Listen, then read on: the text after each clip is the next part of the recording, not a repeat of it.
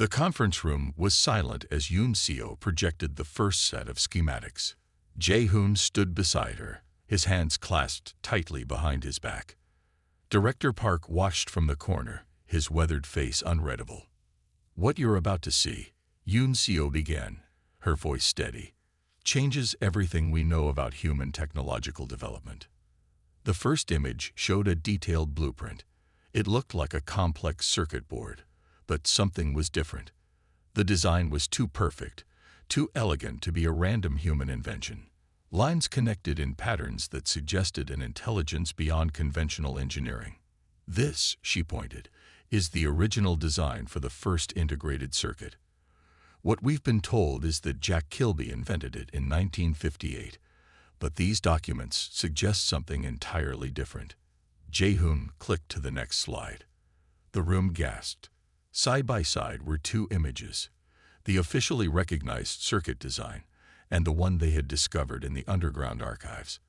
They were nearly identical, with only the most minute differences. "It's not just the integrated circuit," Jae-hoon explained. "We've found similar patterns in early computer designs, satellite technology, even medical imaging equipment.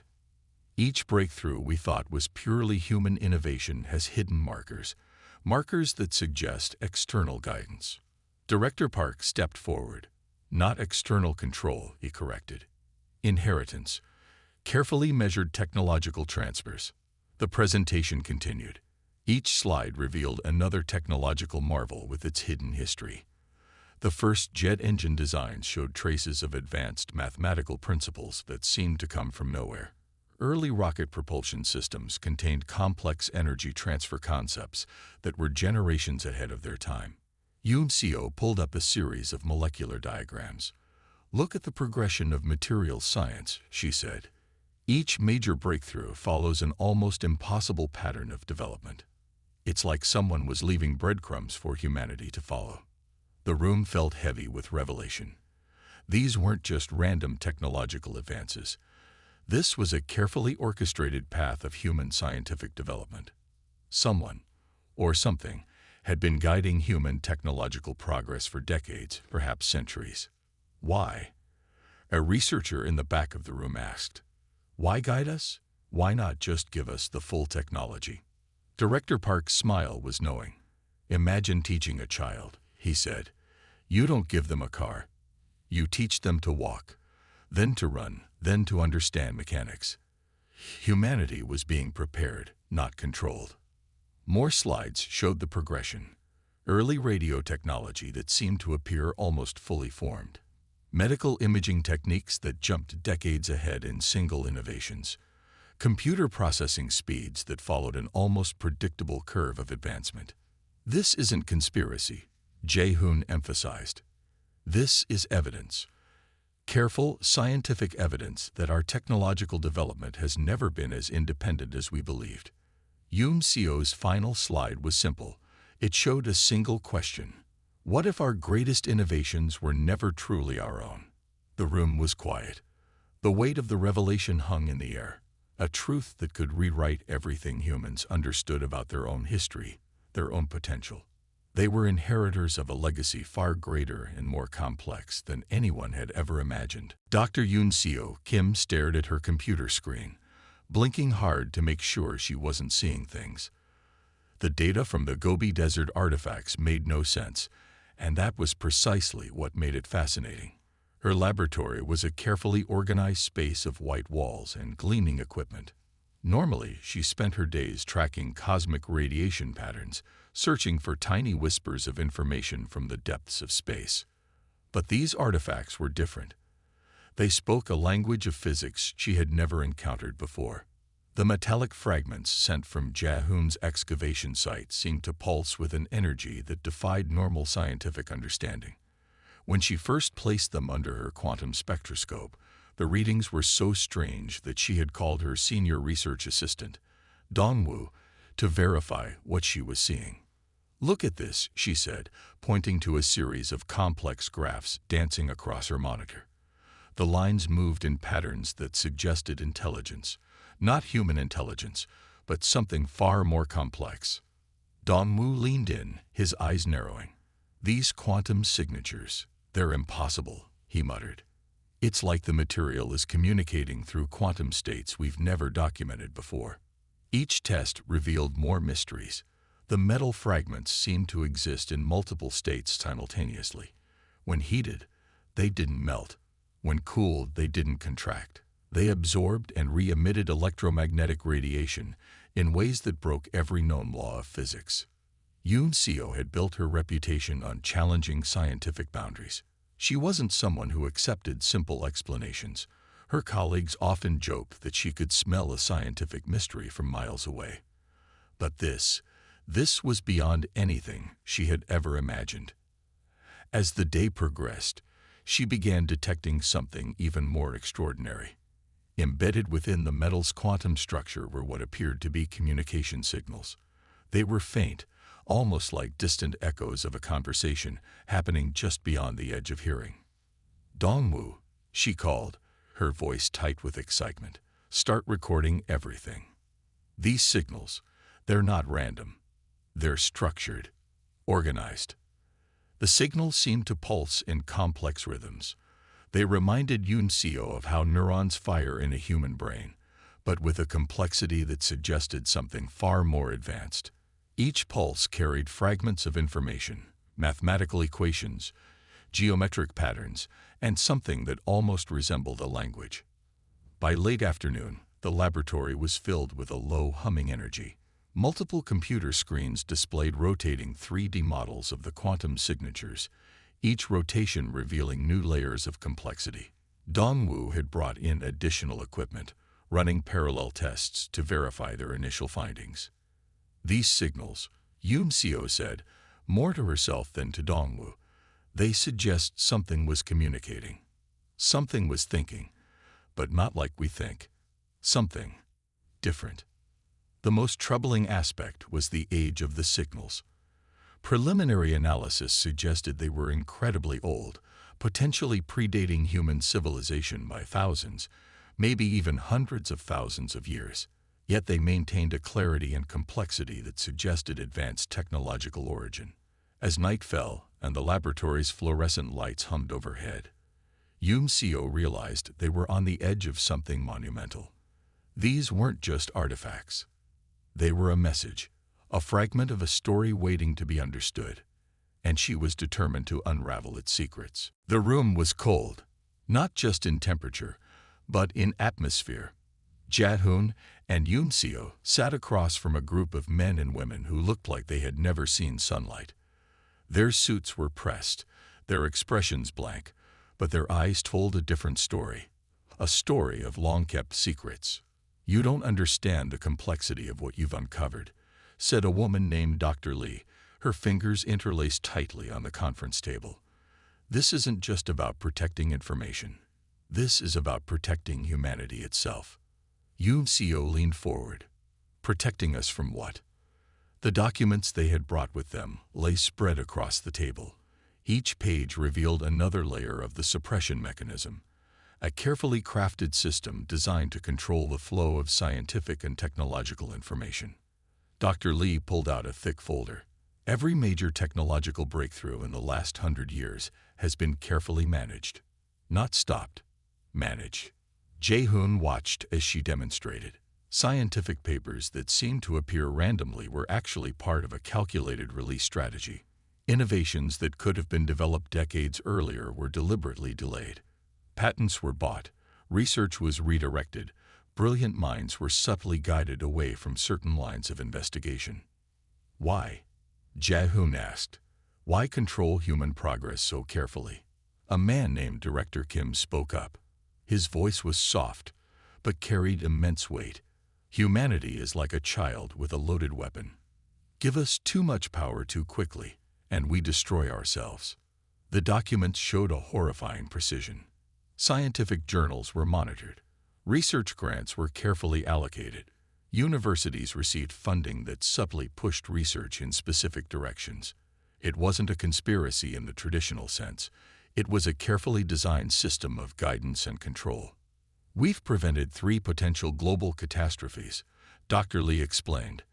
Technologies that could have wiped out entire continents were identified and neutralized before they could be fully developed.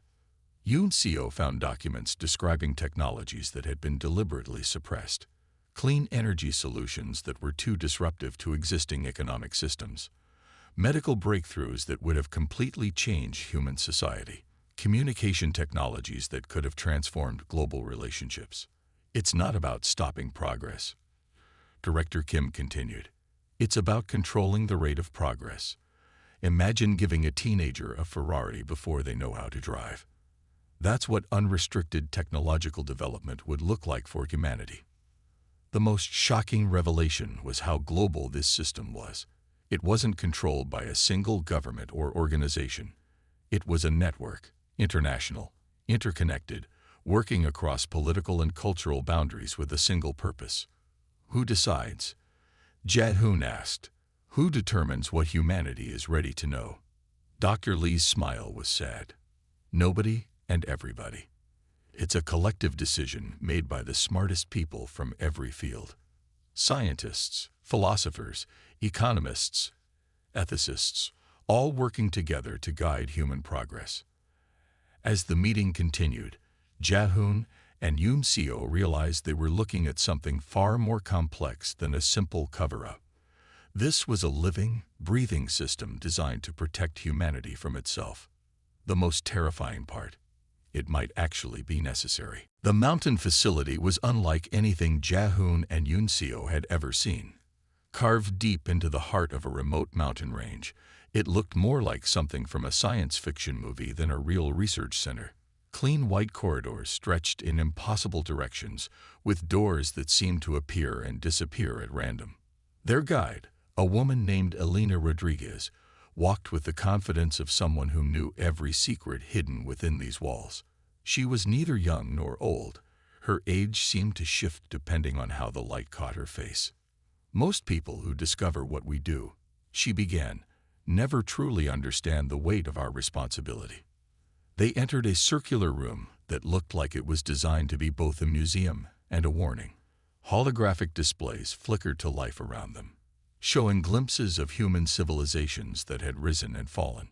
Not the civilizations from history books. These were different, more advanced, more terrible.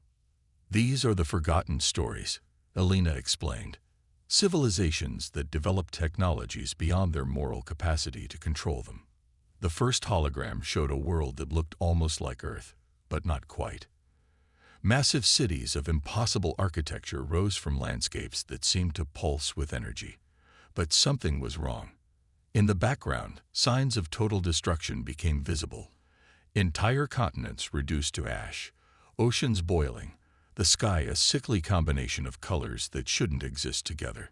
This civilization, Elena pointed, discovered quantum energy manipulation 500 years before they were technologically ready. They destroyed themselves within a generation. Another hologram flickered.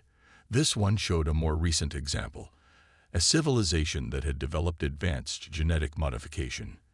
They could cure any disease, extend life indefinitely. But they had also created genetic weapons that could target specific populations with terrifying precision.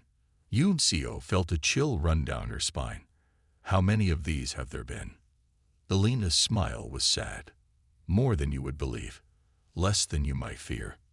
Jae-hoon looked closer at the displays. Each civilization seemed to follow a similar pattern. Rapid technological growth. Moral systems that couldn't keep up with technological capabilities. Complete self-destruction. This is why we manage human technological development, Elena continued. We're not stopping progress. We're preventing extinction. The room shifted. The holograms became more personal. They showed moments of human potential, scientific breakthroughs, moments of incredible compassion, instances where humanity had shown its capacity for growth and understanding. Humanity is like a child, Elena said. A brilliant, dangerous child. We don't restrict. We guide. We protect. Jae-hoon realized they were being shown something most humans would never see. A record of potential futures, paths not taken, civilizations that had burned themselves out because they learned too much too quickly. Who decides? Yuncio asked. Who determines what humanity can know? Elena's response was simple and terrifying. Everyone and no one. It's a collective decision made by the smartest, most compassionate minds from every field. Scientists, philosophers, ethicists, all working to ensure human survival. As they left the room, Jae-hoon and Yuncio understood something fundamental had changed. They were no longer just researchers. They were now witnesses to a truth most of humanity would never comprehend. The sun had barely risen over the Gobi Desert when Jae-hoon Park first noticed something was wrong. His fingers, calloused from years of archaeological fieldwork, trembled slightly as he brushed away the fine, rust-colored sand from what should have been just another unremarkable patch of desert floor. It wasn't unremarkable at all. The metal gleamed with an unusual sheen, completely out of place in the endless sea of sand and rock. Jae-hoon had seen countless archaeological sites during his career, but nothing prepared him for this moment. The surface he uncovered was smooth, almost too perfect. No natural formation could create such precise angles, such uniform texture. Hyun-ki, he called to his assistant, his voice cracking with a mixture of excitement and disbelief. Come look at this. Hyun-ki Jung approached, his boots leaving crisp imprints in the morning sand. He was younger, less experienced, but sharp-eyed and eager. As he bent down beside Jae-hoon, his breath caught in his throat. The metallic surface stretched farther than they could see with their initial excavation. It wasn't just a small piece or a fragment. This was something massive, something that had been deliberately hidden beneath the desert for God knows how long. The metal showed no signs of natural corrosion, no indication of how old it might be. Jae-hoon's mind raced. He had spent his entire career challenging conventional archaeological timelines, arguing that human history was far more complex than textbooks suggested. But this was different. This was something that could rewrite everything they thought they knew about human technological development. We need to keep this quiet, he muttered, more to himself than to Hyun-ki. No press releases, no university reports. Not yet. Their team continued working, carefully expanding the excavation site. Each layer of sand revealed more of the metallic surface. Precision-cut edges emerged, suggesting something deliberately constructed. It wasn't a natural formation. It wasn't a random piece of modern debris. This was something else entirely. By midday, the heat was brutal. Temperatures in the Gobi Desert could climb past 40 degrees Celsius, turning the landscape into a shimmering, unforgiving environment. But Jae-hoon and his team worked with a laser-like focus, their excitement cutting through the oppressive heat. Strange markings began to appear as they cleared more of the surface. They weren't like any language Jae-hoon had ever seen, not quite hieroglyphs, not quite a modern script. The symbols seemed to dance between mathematical precision and artistic expression, hinting at a complexity that defied simple categorization. Hyun-ki brought over a specialized scanning device, its digital display flickering in the harsh sunlight. "Professor," he said, his voice tight with tension, "these readings make no sense." The scanner suggested the metal was simultaneously incredibly old and impossibly new. Carbon dating would be useless. Radiation tests produced conflicting results. It was as if the very material defied the laws of scientific understanding. As the day wore on, Jae-hoon realized they had stumbled upon something that would change everything. This wasn't just an archaeological discovery. This was a moment that could unravel the entire understanding of human history, and they were just beginning to scratch the surface. The holographic display filled the entire room, showing something that looked both familiar and completely alien. Star systems, interconnected by lines of energy that pulsed with an inner light, created a map that was far more complex than any astronomical chart Jae-hoon and Yuncio had ever seen. Dr. Elena Rodriguez stood beside them, her fingers tracing the intricate network of connections. "This," she said quietly, "is why humanity has been kept isolated." The map showed Earth as a small, blinking point, surrounded by what could only be described as a containment field. Invisible barriers of energy stretched in complex geometric patterns, creating a kind of cosmic fence around human territory. A quarantine, Yumseo whispered. Elena nodded. Not just a human invention. This is a galactic-level decision. The hologram shifted. Now it showed glimpses of other civilizations, some so advanced they seemed to blend technology and biology in ways that defied human understanding. Massive structures that looked like living machines, entire planetary systems that moved and breathed like single organisms. Humanity is considered dangerous, Elena explained, not because we're evil, but because we're unpredictable, volatile. Jae-hoon watched as the display showed human history in fast forward.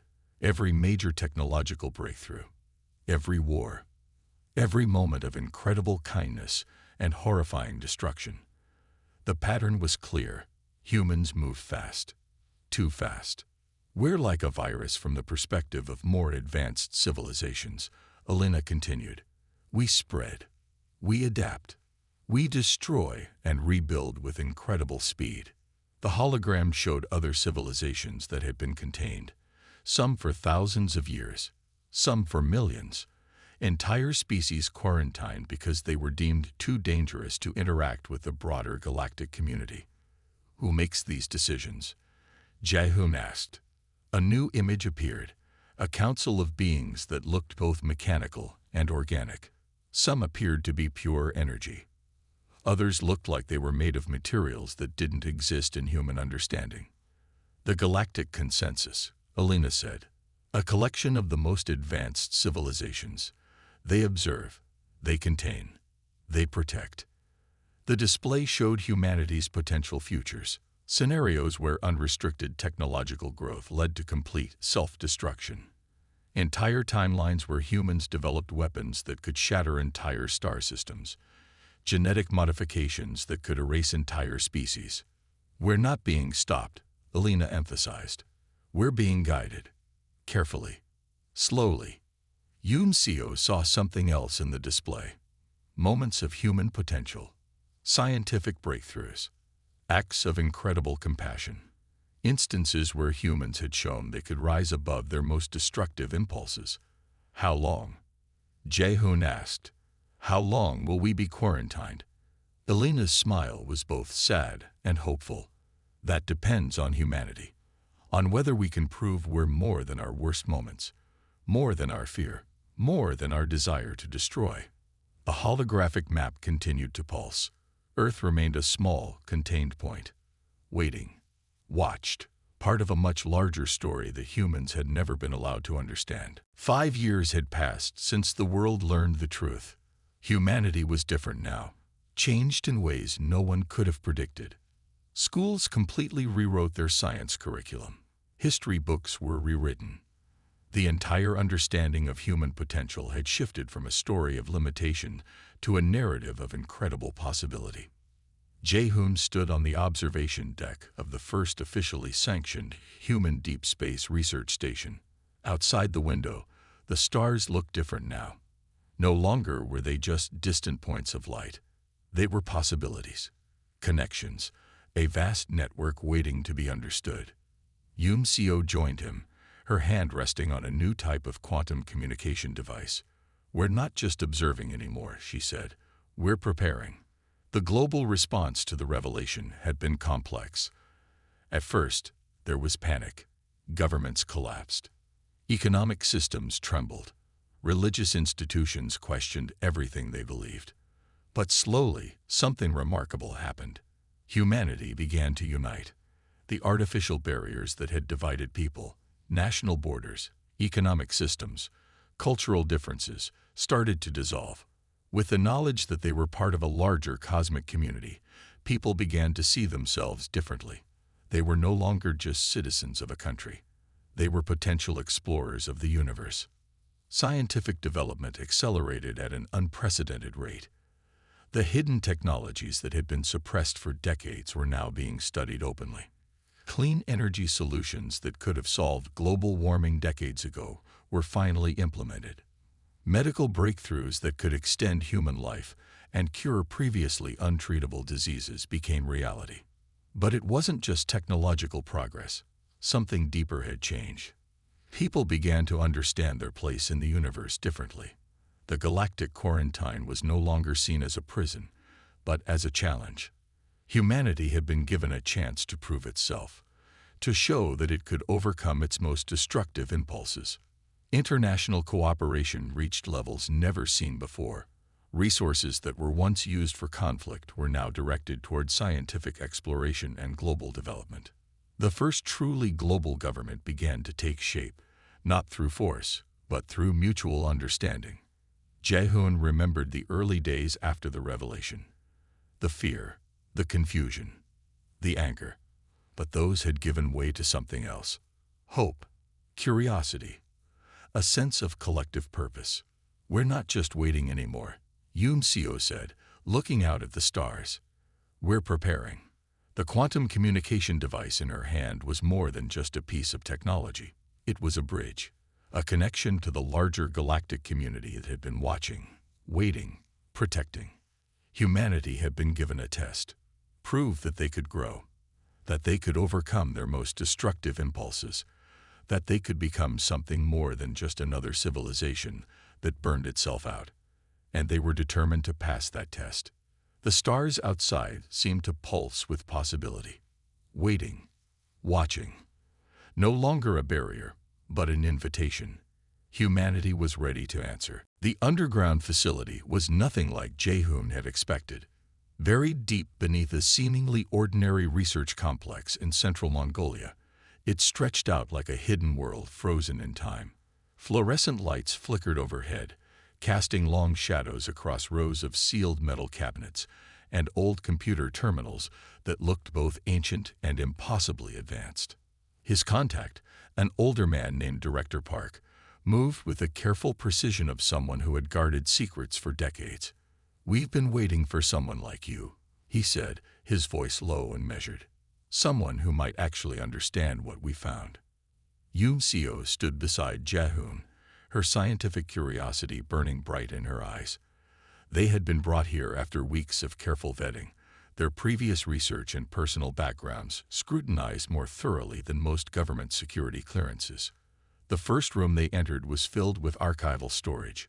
Rows of metal cabinets lined the walls, each carefully labeled with dates that made no sense. Some labels suggested contents from the 1920s, others from periods that predated known human technological capabilities. Director Park pulled out a thick file, its edges worn and yellowed. "This is just one of hundreds of documents we've kept hidden," he explained. "Records of expeditions that never officially happened. Technologies that were never supposed to be discovered." Jae-hoon's hands trembled as he opened the first document. Typewritten pages described a space exploration mission, dated 1938, decades before the first human satellite, let alone moon landing. Detailed technical drawings showed spacecraft designs that looked more advanced than anything in current aerospace engineering. "Who did these?" Yoon Seo asked, her voice barely a whisper. Director Park's smile was sad and knowing. "Humans," he said simply, "but not in the way you might think." As they moved deeper into the facility, more rooms revealed themselves. One contained what appeared to be a massive computer system, rows of servers and data storage units that looked like they could have processed more information than most modern supercomputers. Yet the design was both familiar and completely alien. "We've been protecting these records," Director Park continued. "Protecting humanity from knowing too much, too quickly. Some knowledge is dangerous when people aren't ready." Yoon Seo found herself looking at a wall of screens. Each displayed fragments of data, quantum signatures, space navigation charts, planetary maps of locations that didn't match any known astronomical records. It was like looking into a history that had been deliberately erased. Jae-hoon noticed something else. Scattered among the technical documents were personal journals, accounts from explorers, scientists, and pilots who had been part of missions that officially never existed. Their words spoke of incredible discoveries, of technologies that could change everything humans understood about their place in the universe. Why show us this now? Jae-hoon asked, turning to Director Park. The old man's eyes held a mixture of hope and fear. Because something is changing, he said. The secrets we've kept are starting to break free. And we need people who can help humanity understand what that means. The underground facility seemed to breathe around them, a living archive of humanity's most incredible, most hidden story, a story that was about to be told. The press conference room was packed. Journalists from every major news network sat shoulder to shoulder, their phones and cameras ready. Jae-hoon and Yoon-seo stood at the podium, the weight of their discovery pressing down on them like a physical force. What we are about to share, Jae-hoon began, his voice steady, will change everything humans understand about our history and our place in the universe. Behind them, a massive screen flickered to life. Photographs, technical documents, and holographic reconstructions began to tell a story that had been hidden for generations. Evidence of human space exploration that predated official records. Technological developments that had been carefully hidden from public knowledge. Yoon-seo stepped forward. We have proof that humanity has been exploring space, developing advanced technologies, and making contact with other civilizations long before we believed possible. The room erupted. Questions flew like missiles. Journalists shouted, cameras flashed, and the entire world seemed to hold its breath. Director Park, who had supported their decision to go public, watched from the side of the stage. His face was a mixture of pride and fear. He knew the consequences of this revelation would be massive. The first set of documents showed space exploration missions from the 1930s, decades before the first satellite. Detailed technical drawings revealed spacecraft designs that looked like they belonged to a science fiction movie. But these weren't fictional. These were real documents, verified by multiple independent research teams. We're not just talking about hidden history, Jae-hoon explained. We're talking about a systematic suppression of human technological potential. The screens showed more. Medical breakthroughs that had been deliberately delayed. Energy technologies that could have solved global warming decades ago. Communication systems that could have connected humanity in ways never before imagined. Yoon-seo presented the quantum evidence, the strange metallic fragments from the Gobi Desert, the quantum signatures that suggested technological transfer from an unknown source, mathematical equations that seemed to come from beyond human understanding. This isn't a conspiracy, she emphasized. This is documented scientific evidence. Outside the conference center, the world was changing. Social media exploded. News networks went into overdrive. Governments began emergency meetings. Scientists around the globe started reviewing the presented evidence. Some called it the greatest scientific revelation in human history. Others called it a massive hoax, but nobody could ignore it. Director Park approached the microphone. We are not alone, he said simply, and we have never been as isolated as we believed. The most shocking revelation came at the end. A holographic display showed the galactic quarantine, the cosmic barrier that had contained human technological development. It was both a prison and a protection, a guideline and a challenge. Humanity has been watched, Jae-hoon said, not to be controlled, but to be protected from ourselves. As the press conference concluded, one thing became clear. The world would never be the same. Humanity had just discovered that its true story was far bigger, far more complex, and far more incredible than anyone had ever imagined. The silence was finally broken.